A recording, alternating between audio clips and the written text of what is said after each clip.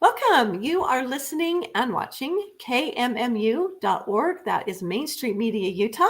We're so happy to have you join us. And we have a really great guest that I'm super excited about today.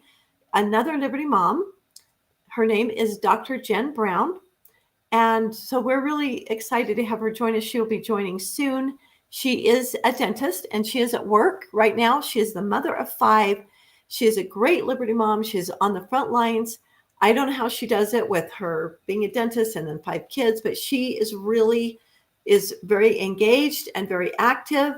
And she has really been on top of the election bills this year. And thank goodness we have a lot of really great election bills. And so what we're going to do is talk about these election bills, help to describe them to you, and tell you a little bit about them. And then what we're going to ask you to do is get involved, because these bills do not pass themselves. And there's a lot of pushback from those who don't want to have our elections improve. And so if you want them to improve, it's going to be really important that you get engaged, get involved, and participate in this, making it happen. And Jen is going to be joining us via the phone because we've had a hard time getting the link to work. And I want to make sure I sent her the right phone number. She should be joining us in a minute, and we're hoping that that will work really well. And so I'm just going to ask my producer to be sure and watch that when Jen calls in, that you just get her patched right in, please. And so, yeah, Jen is the head of an organization called Citizens for the Constitution, excellent organization. And they're very active, and she does a lot. And we have a lot of issues with elections, and that these bills aren't going to pass themselves. And so we're going to absolutely need some help in getting them passed. So please get your pen and pencil out. Please get ready, because we're going to have you can do so much in 5 minutes a day. We're going to ask you to dedicate 5 minutes a day to doing something. We're going to tell you what to do. We're going to remove as many barriers as possible. We're going to tell you exactly what to do, how to do it, make it as simple as possible.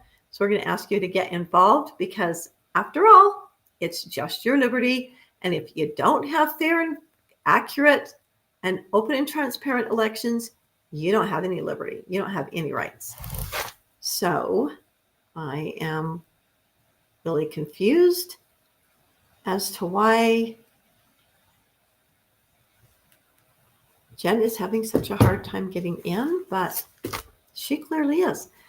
All right. One of the bills that is a really important bill is, and I don't know who the sponsor of this bill is, but Jen does, so she'll tell us when she gets on.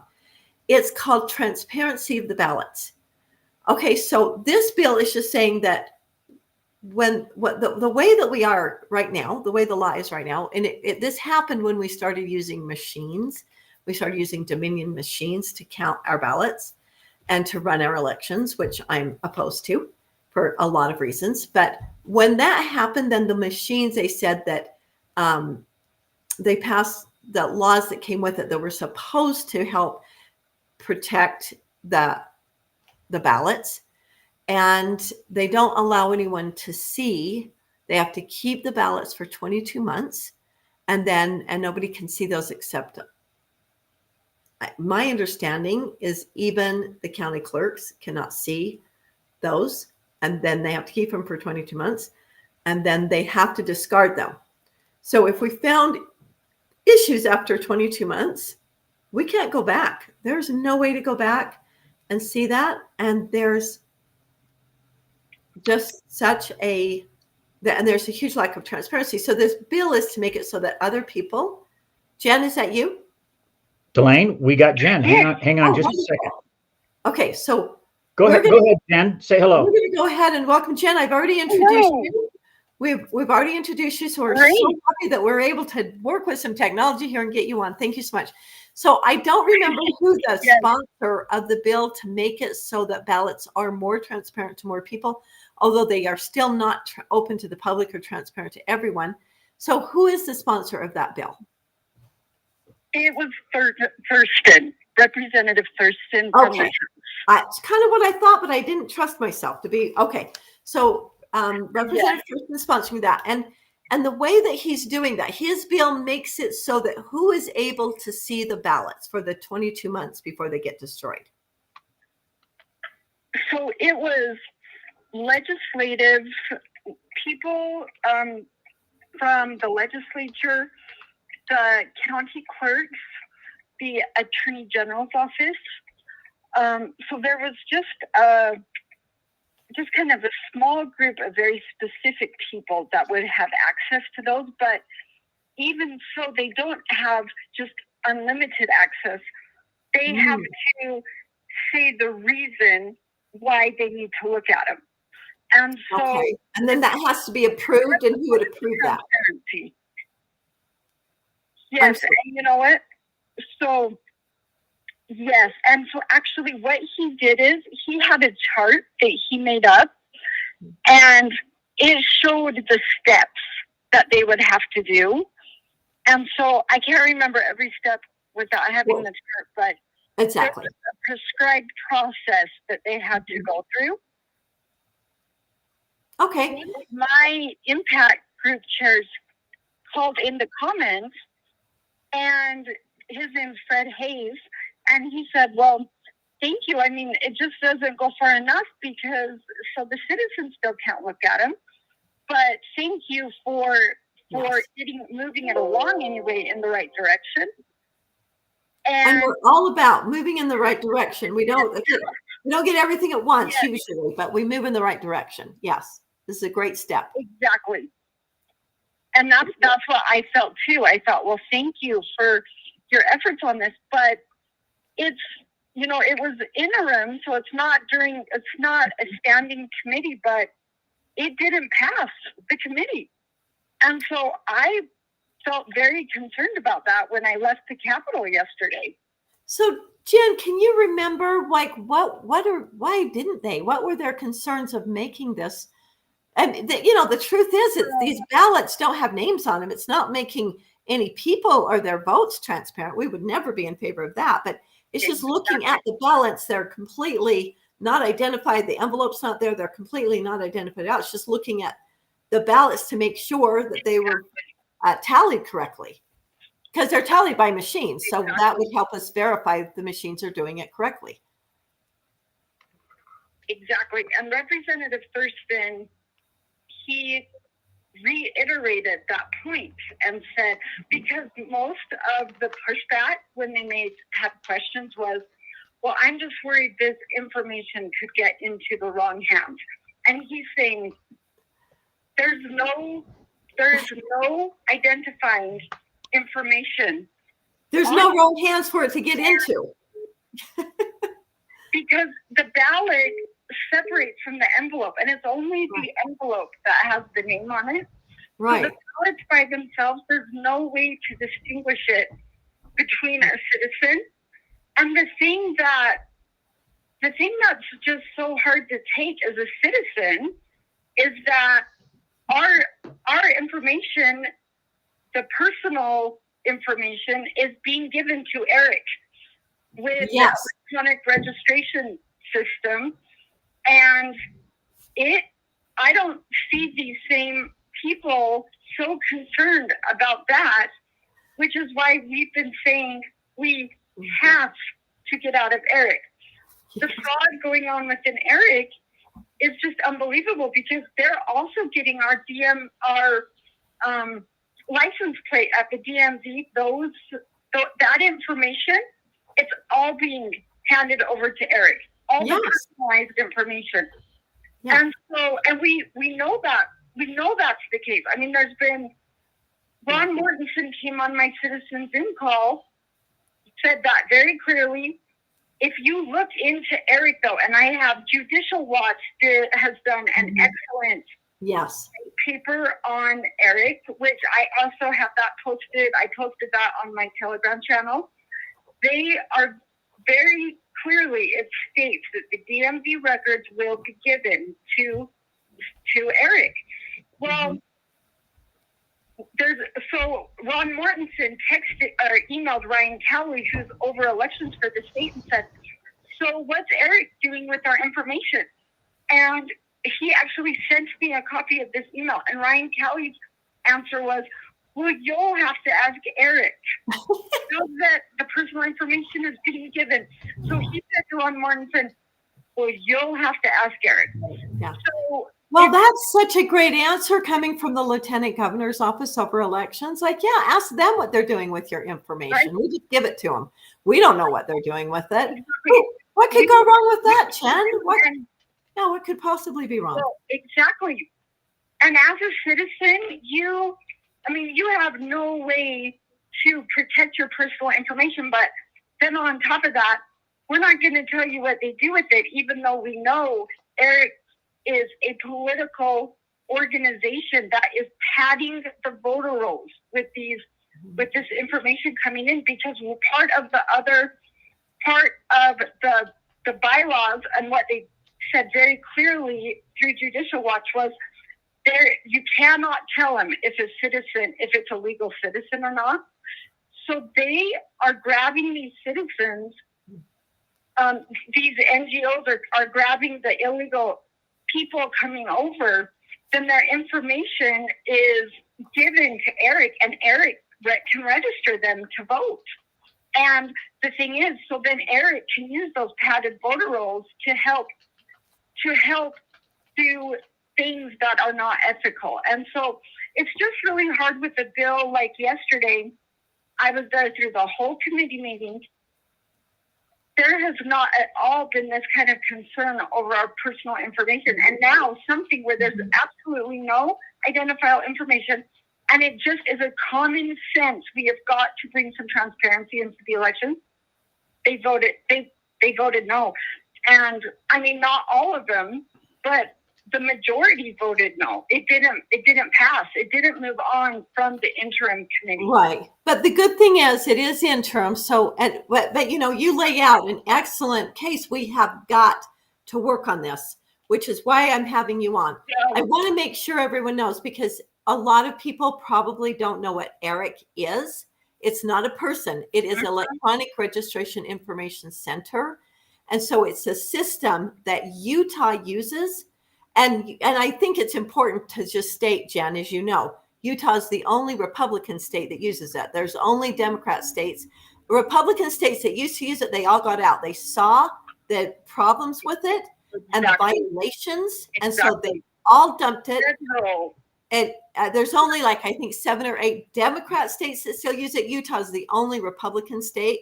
We should not be using it. And you've made such an excellent case. Thank you so much for bringing that up. But we can work on this. So Thurston, Representative Thurston needs our support, and we need to just get a hold of. Do we know what committee it's going to come to? I called Representative Thurston this morning, and I was able to talk to him directly on the phone. Great. And he said to me, because it's not the House that's the problem, it's the Senate. It's the Senate, for sure. And he said that we need to work with particularly Senator Winterton and Senator Ipsen, and communicate with them and try to understand where the concerns are, because I think that these concerns could be resolved if maybe they have a little bit more time to study the bill and look at it. Mm-hmm. And to just reiterate that there's no security issues here on people's personal information, because then he also ran another bill. So he had 2 election bills that were before the committee. Yes. The other one requires more drop boxes to be used, but basically saying if your ballot isn't postmarked, if you're gonna take the chance to use the post office and they don't get it postmarked in time, then you will not be able to be counted in the election. And so, because we're having all these problems with the post office postmarking ballots late, or for the example that was used for this time between Celeste Malloy and Colby Jenkins, that they actually sent the mail to Las Vegas, and then sat on it for 4 days. Exactly. And so there were a whole bunch of citizens that ended up getting disenfranchised because of that. And more than 1,200, more than 1,200 ballots are not being counted because the St. George or Washington County mail goes naturally, all their mail goes to Vegas before it comes back to Utah. So Vegas took the ballots, the people mailed their ballots on time. They did everything right, mailed them on time. Then they go to Vegas, and then they said they just sat in a bag for 4 days. By the time they got back to Utah to get counted, they're like, oh, it's too late. So none of them got counted. 1,200 votes that didn't get counted, which changed the outcome of the election. We can be pretty sure. Big problem. Well, yeah, it was a huge problem. So he brought that up at the beginning of his presentation with the committee, saying, we've just had an example of why this is a problem, and that we need to make more drop boxes available so that people can put them in the drop box. But if they choose to use the mail, they are taking the risk that there could be a slowdown in the mail. They could, like what happened when they sent them to Vegas. And so then there were different members of the committee saying, well, we don't want people, I'm just so concerned about the handicapped or the this or that, and they're going to get disenfranchised. And there wasn't a word about all of these ballots that didn't get counted from Vegas. I mean, there wasn't any concern about those. Yeah, talk about disenfranchised. Yeah, I mean, they didn't get their vote counted because of the post office, the mail system, but there wasn't a word about that, because that's the issue Representative Thurston is trying to address, that there's going to be more drop boxes, but people have got to be aware, if you're going to use the mail, you better get it in earlier, because whatever there on election night, that's it, so that we don't have these problems where, Colby's trying to go to the Utah Supreme Court, going there saying there are all these people that their vote didn't get counted, and this just solves these problems. And then he cited another example of it 8 years ago, and I can't remember the names on that one, but he said we have the same scenario 8 years ago, and nothing was done then. And now here we are again, having this huge problem where Colby's trying to go to court. He did get the votes to win, but they weren't counted.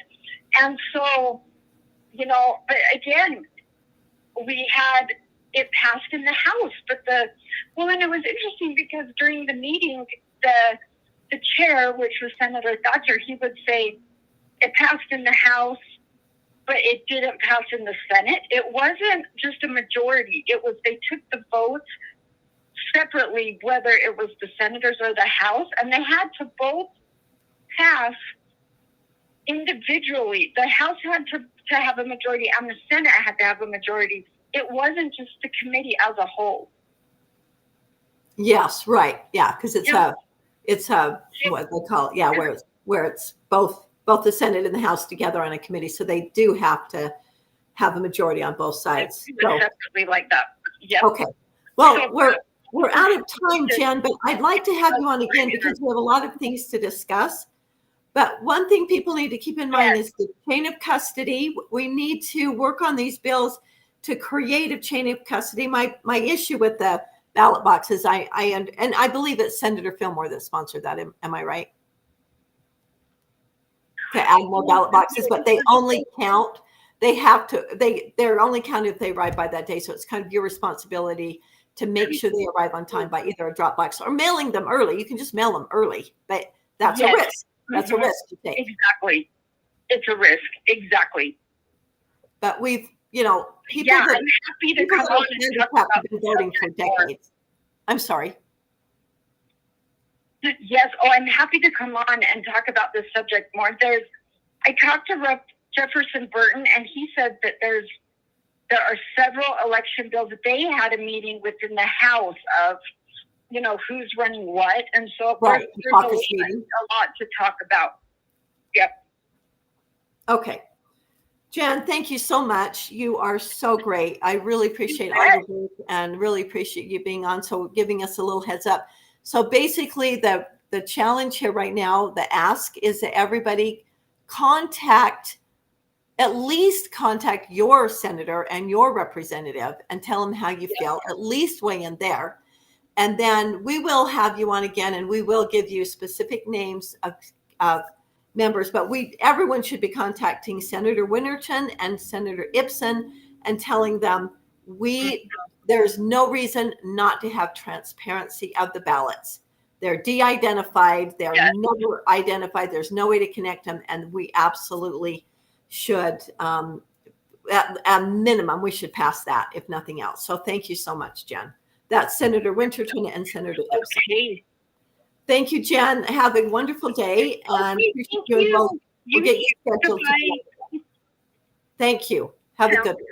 Thank you. Bye. And remember that you are the guardian of your liberty. Thank you. Happy Thanksgiving.